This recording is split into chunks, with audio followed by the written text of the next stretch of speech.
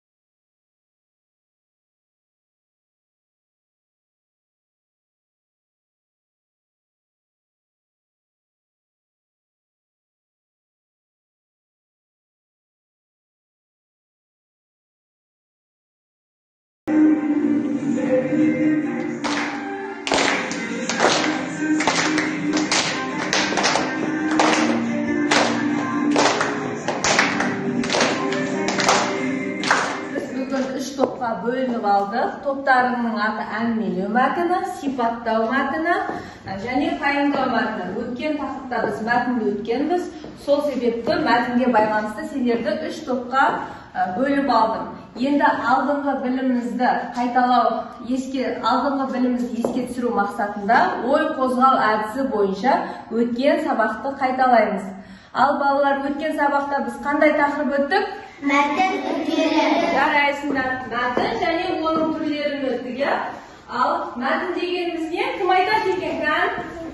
Және тағы Айсұлтан сұрақ қояйық. Мәтін дегеніміз не? Мәтін мағына жағына қарай екі немесе одан да көп сөйлемнен құралады. Жарайсың. Мәтін мағына жағынан өзара байланысты екі немесе одан да көп сөйлемдерден құралады екен, иә? Жарайсың, Айсұлтан. Мәтін қаншаға бөлінеді, оқушылар? Кәне? Шан? Нұрасыл, айта қойшы, мәтін қаншаға бөлінеді? Жарайсың. Мәтін 3-ке бөлінеді. Мәтін, әңгімелеу мәтін дегеніміз не? Айта қой. Әңгімелеу мәтіні дегеніміз бір нәрсе жайында хабарлайды, оны әңгімелейді және баяндайды. Оның сұрақтарын не істейді, қайда болыпты, қайтеді. Жарайсың. Енді сипаттау мәтін дегеніміз не? Кім біледі? Сипаттау мәтін дегеніміз Айсезім, айта ғой. Табиғат, жануарлар сипатталады. Оның сұрағы қандай, қай деген сұрақтарына жауап береді. Жарайсың. Айсезім айтқан дұрыс па сипаттау мәтіне? Ал пайымдау мәтінін кім айтады? Және тағы кім айтады? Нұрғиса айта ғой. Пайымдау мәтіні дегеніміз бір нәрсені түсіндіреді, дәлелдейді, сұрақтары неліктен, неге. Жарайсың. Балалар, енді мен бүгінгі сабақтың бағалау мен таныстырып өтейін. Сендердің алдарында 3 топта ағаш берілген, иә? Аттары жазылып тұр топтың. Бүгін сабақта өте жақсы, белсенді қатысқан оқушыларға жемістер тарататын боламыз. Және өте жақсы жауап бергенге қызыл алма, жақсы жауап бергенге алмұр, ал орташа жауап бергенге мынандай жасыл 40 қабаттар беріледі. Осы жауап беру арқылы осындай жемістерді алып, біз сабақ барысында мына алдарындағы ағашқа жапсырып отырасыңдар. Сабақ біткен кезде қай топ жақсы белсенді қатысқанын осы жемістердің саны арқылы білетін боламыз. Ал енді балалар, өткен сабақта мәтінді өттік. Енді менің қолымдағы мәтін түрлеріне байланысты кітапшаларды сендерге таратамын. Әр топқа бөліп беретін болам. Осы кітапшадағы мәтінді анықтап, біз оқып, мұқият оқып, анықтап, міне тақтадағы ақылды сөмке әдісі бойынша әңгімелеу мәтіні, сипаттау, пайымдау мәтіні сөмкелеріне саламыз. Кәне?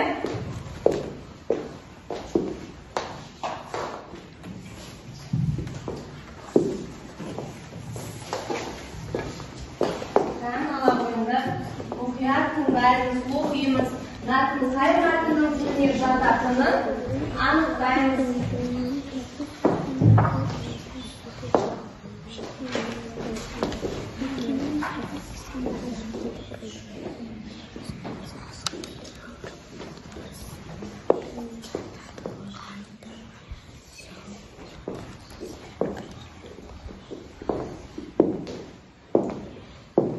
Мұқият түсініп оқиын алыңыздар кітапшаны.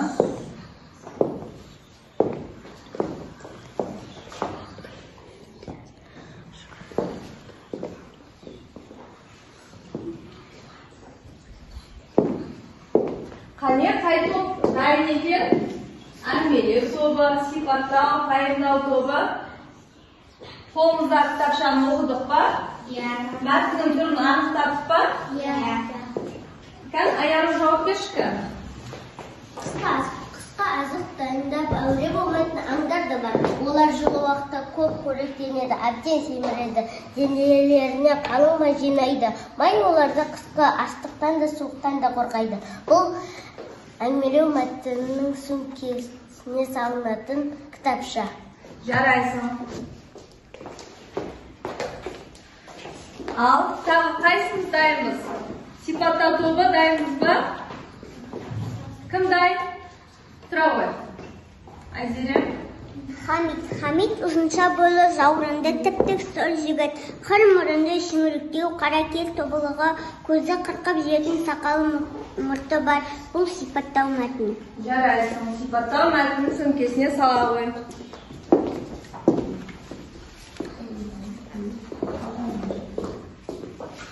Ал тағы кім дайын? Тұра ғой Ұлжан. Біреуді туған күнімен құттықтағым келгенде, кітап сыйлағаның дұрыс. Өйткені кітап ең жақсы сыйлық. Кез келген кітапты бере салғаның дұрыс емес. Мазмұны жақсы кітапты таңдай білу керек. Бұл пайымдау мәтініне жатады. Жарайсың, Ұлжан. Өте жақсы жауап бердің. Бұл пайымдау мәтініне жатады екен. Ал енді балалар, біз өткен сабақта білімімізді қамтыдық, иә? Енді қалғандарымыз анықтадық па? Мәтіннің қандай түрге жататынын ендеше тақтаға шығып, мәтін сөмкелеріне салайық.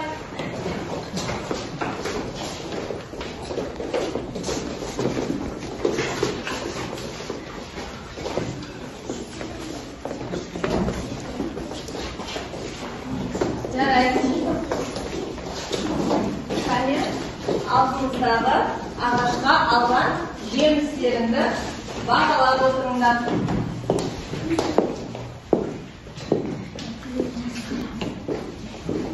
Әр топта тек топ басшысы ғана жабыстырады. Бәріміз қосылдамайық. Ал балалар, біз алдыңғы білімімізді қамтып алдық. Енді бүгін өтетін тақырыбымыз тағы сол мәтін түрлері, мәтін түрлеріне байланысты берілген тапсырмаларды орындаймыз. Ал енді бүгінгі оқу мақсатымен сендер таныстырып өтейін. Мәтін мазмұны бойынша пікір білдіруге бағытталған сұрақтар құрастыру және жауап беру. Енді балалар, оқулығымыздағы 41-ші жаттығуға қарайықшы. Ағаш ел деген мәтіні берілген екен бізге. Мәтінді мұқият тыңдап, мазмұны жақсы түсініп, астындағы сұрақтарға жауап береміз. Кәне маған мәтінді әдемі етіп кім оқып береді? Айсұлтан оқи қойшы. Адам таза ауамен демалады.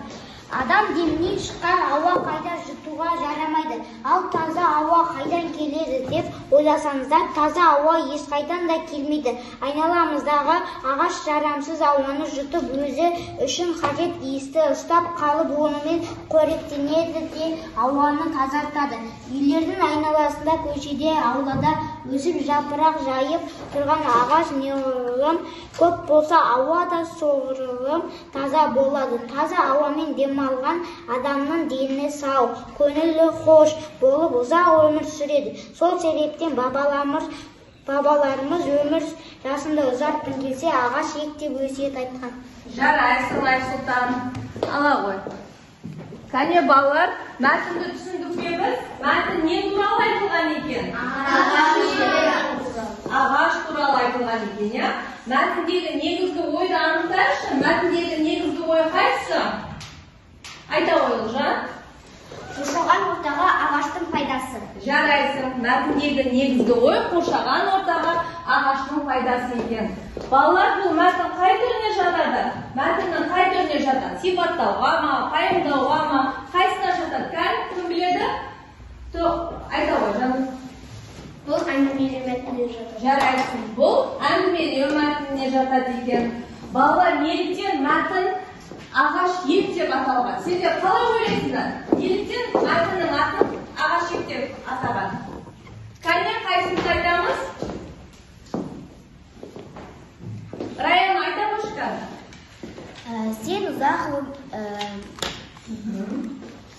Сен ұзақ өмір сүргің келсе ағаш ет деп айтамын. Жарайсың, тағы да қайсымыз толықтырып өтеміз? Айсұлтан, айта қошқан. Өмір жасында ұзартқың келсе ағаш ет деп айтамын. Жарайсың, ата-бабаларымыз өмір жасыңды ұзартқың келсе ағаш ет деп, ағаштың адам өміріне пайдасы орасан зор екенін айтып өткен екен, иә? Және тағы айта аламыз ба басқа? Айта ғой, толықтырып айта ғой. Өмір жасында ұзартқың келсе ағаш ет деп ата-бабамыз өтеп айтқан. Жарайсың. Ал енді осы ата-бабаларымыздың өсиетінен басқа тағы ағаш туралы қандай мақал-мәтелдер білеміз біз? Нұрғиса, айта ғой. Бір тал кессе, 10 тал ек. Тағы Ахмет, айта ғой. Атаңнан мал қалғанша тал қалсын. Жарайсың, атадан мал қалғанша тал қалсын деп айтып кеткен екен. Енді оқушылар осы 41-ші жаттығудағы ата-бабаларымыздың айтқан өсиет сөзін дәптерімізге жазып аламыз. Және тақтамен де жұмыс болсын. Тақтаға маған көркем етіп жазады, аяру жазады. Ал дәптерімізге ашып 41-ші жаттығудағы ата-бабаларымыздың айтып кеткен өсиет сөзін көшіріп көркем етіп жазамыз.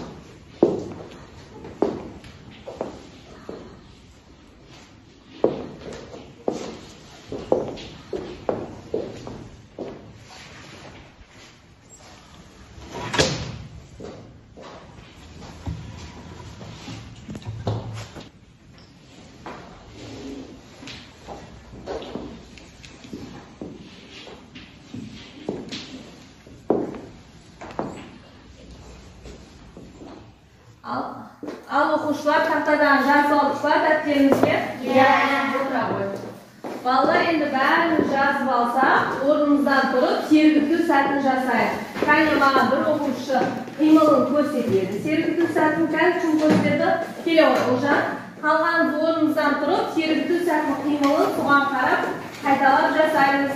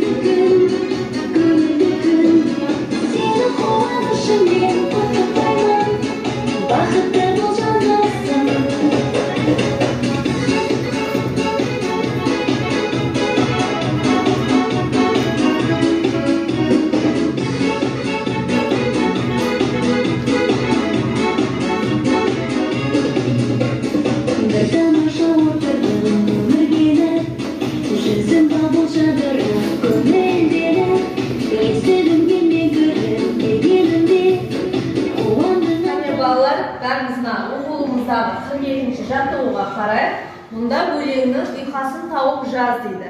Кәне оқушылар, біреуміз өлеңнің ұйқасын тауып, тақтаға шығып көркем етіп жазайық. Кәне қайсы шығады? Кәне тақтаға кім шығады екен? Таңнұр шыға ғой.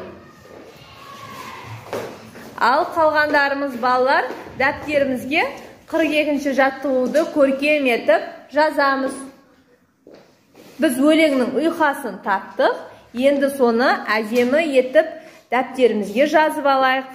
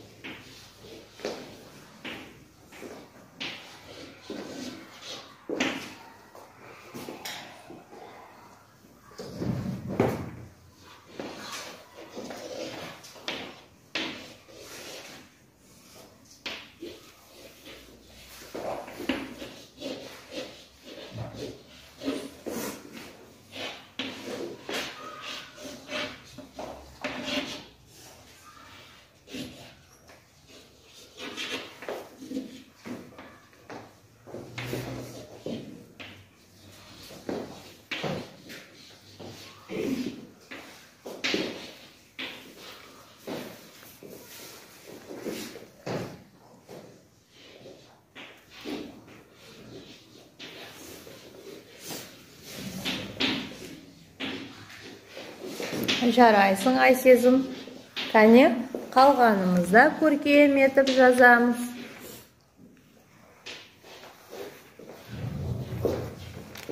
Қатесіз, әдемілеп.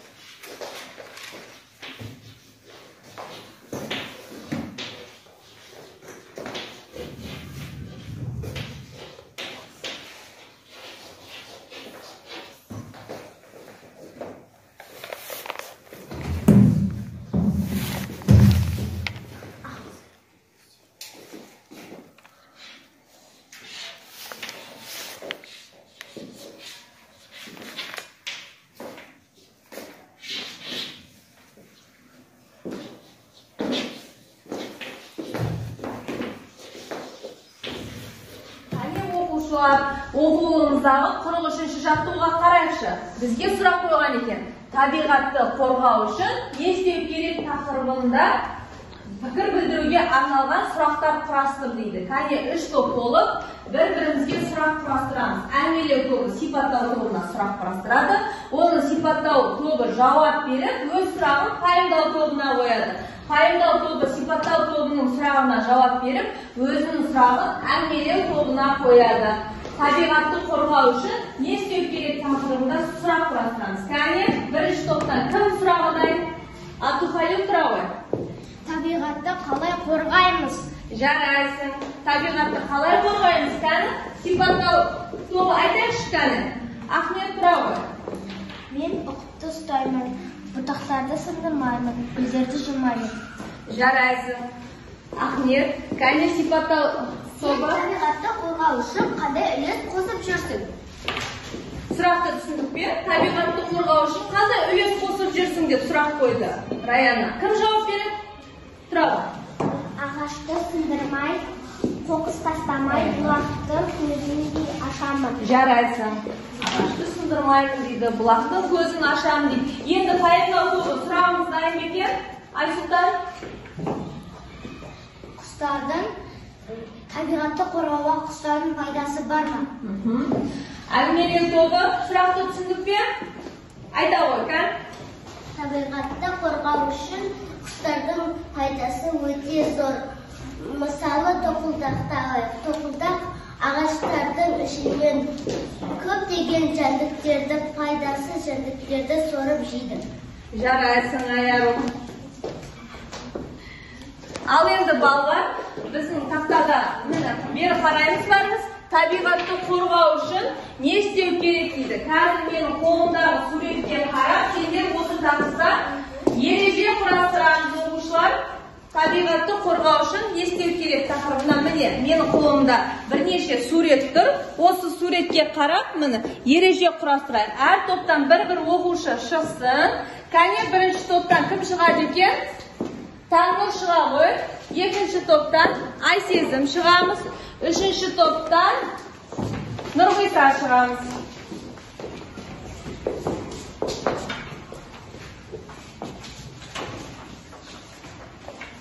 Ал бірінші Таңнұр, суретте не көріп тұрсың сен? Сәл ереже құрастырамын. Өсіп тұрған ағашты сындырмау керек. Жарайсың. Өсіп тұрған ағашты біз сындырмау керекпіз, иә? Жарайсың. Өте жақсы жауап бердің. Отыра ғой. Мына жабыстырып отыр. Мына жабыстырамыз. Табиғатты қорғаушы не істеу керек деген жерге жабыстырамыз ережемізді. Ал Айсезім айта ғой. Қоршаған ортада өрт жағуға болмайды. Жарайсың. Біз қоршаған ортамызға балалар өрт жағуға болмайды екен, иә? Себебі ол үлкен өртке ұласып кетуі мүмкін. Ал ережеңді жапсыра ғой. Нұрғиса?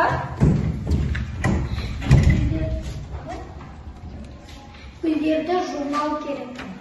Жарайсың. Өсіп тұрған, өніп тұрған, жаңадан шығып келе жатқан гүлдерді жұлмау керек екенбіз.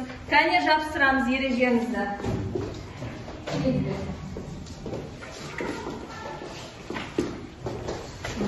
Айта ғой. Аға бере ғой. Қоршаған ортада гүлді жұлуға болмайды. Гүлді жұлуға болмайды. Жарайсың. Жапсыра ғой енді. Келесі Айзере, сен қандай ереже құрастырдың? Саңырауқұлақтарды ұстауға болмайды, өйткені олар улы. Жарайсың. Улы болуы мүмкін, иә, өсіп тұрған саңырауқұлақтар. Сол үшін бұны ұстауға болмайды дейді.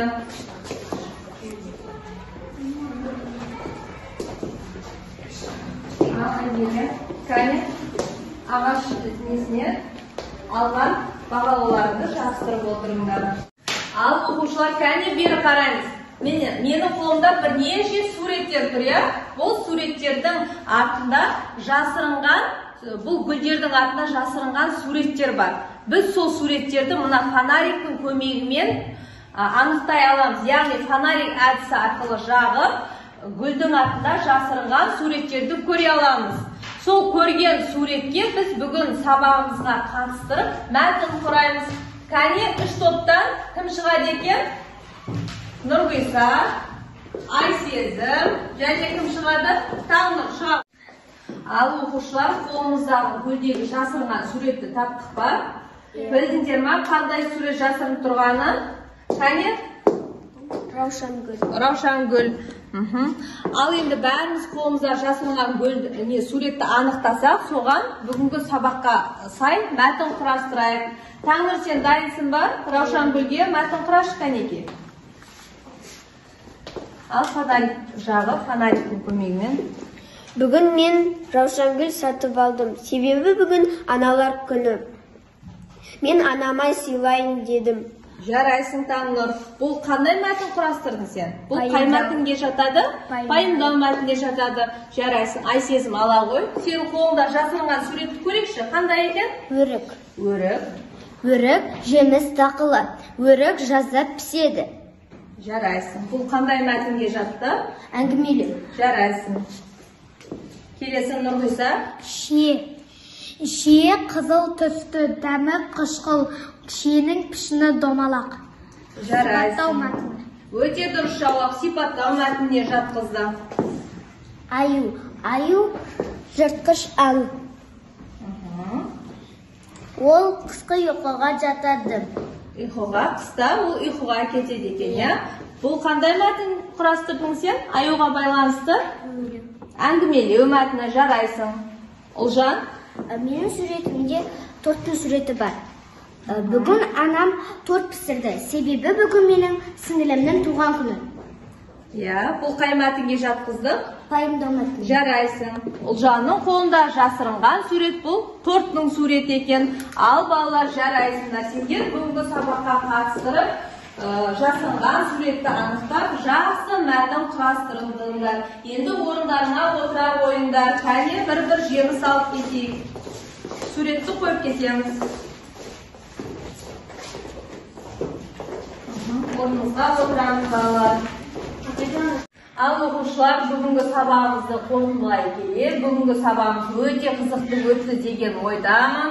Бүгінгі сабағымызды жақсы сендердің меңгергендеріңді анықтау үшін біз бүгін я жоқ ойынын ойнаймыз. менің қолымдамын бірнеше доптар тұр. Бұл допқа мына артына сендерге арнап сөздер жазып келдім. Осы сөзді оқимыз.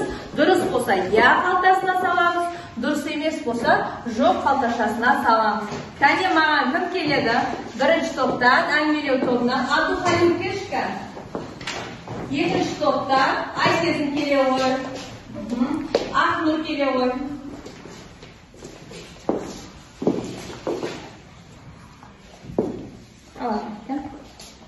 Даусын шығарып келеміз. Әңгімелеу мәтіні қандай да бір нәрсені туралы әңгімелейді, хабарлайды. Бұл жазылған дұрыс па? Дұрыс болса, дұрыс я деген қалташасына саламыз. Дұрыс емес болса, дұрыс емеске саламыз. Әңгімелеу мәтіні қандай да бір оқиғаны хабарлайды, әңгімелейді екен. Абидовтың жауабы дұрыс. Жарайсың, Абидов. Ал Айсезім? Пайымдау мәтіні адам, жануар, табиғат сипатталады. Сенің жауабың? Жоқ. Жоқ. Оң қарат, оң қарат. Жарайсың. Айсезім отыра ғой. Ал Ақнұр? Мәтіннің сөйлемін құралады. Мәтін сөйлемнен құралады дейді. Дұрыс. Жарайсың. Дұрыс қалтасына сала ғой. Енді келе ғой. Нұрасыл келеді. Айзере. Саннұр келе ғой. Нұрасыл. Айзере.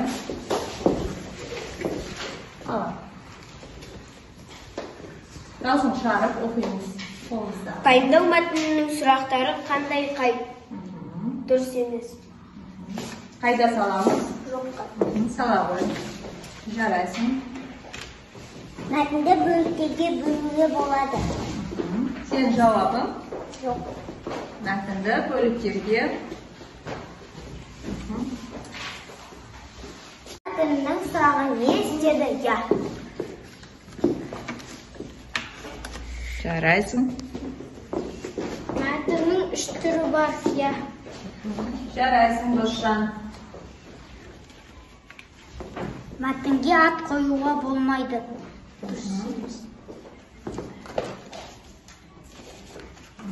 Келесі, Нұрасыл. Мәтін бір тақырыпқа болады. Мәтінде бір тақырып болады. Сен жауабы? Я қалтасына салады. Ал жарайсыңдар балалар, біз я жоқ ойна. Ал оқушылар күнделіктеріңді ашып, бүгінгі үй тапсырмасын жазып алыңдар. Үйге тапсырма 44-ші жаттығу сөздерді мағынасына қарай орналастырып жазып келесіңдер. Келген соң топтан талқылайтын боламыз.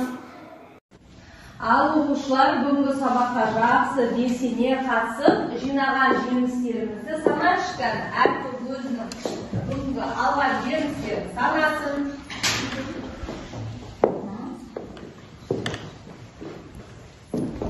Пайымдау тобы қанша болды сендерде? 17 қызыл алма жинапсыңдар. 1 қырыққабат, я? Жарайсыңдар.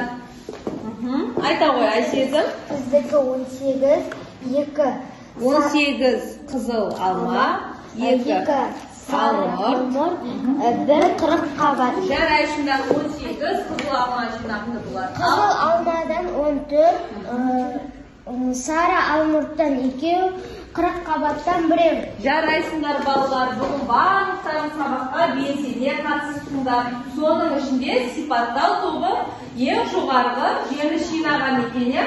Ал балалар, енді біз сабағымыздың соңына да келіп жеттік. Бізде әрқашан сабақтың соңында кері байланыс жүреді. Міне, менің қолымдағы түрлі түсті қазір стикерлер сендерге таратамын. Міне, тақтаға көріп тұрғандай ағашқа мен бүгін сабақты жақсы түсіндім, маған өте қызықты болды десеңдер, ағаштың ең жоғарғы жағында жақсы түсіндім десеңдер, ағаштың ортасына менің сабақ маған бүгін түсініксіз болды, менің сұрағым бар десе, ағаштың төмен жағына жапсырасыңдар. Ал кәнекей балалар, өзіңіздің ойыңызды жазайық.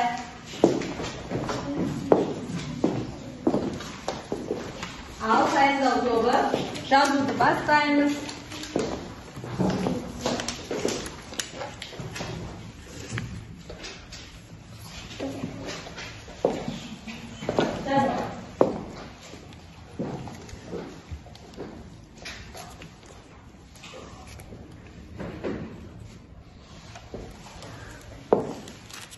Сіздер жазып болғандарымыз біртіндеп тақтаға шығып, ақылды жеміс ағашына жапсырайық.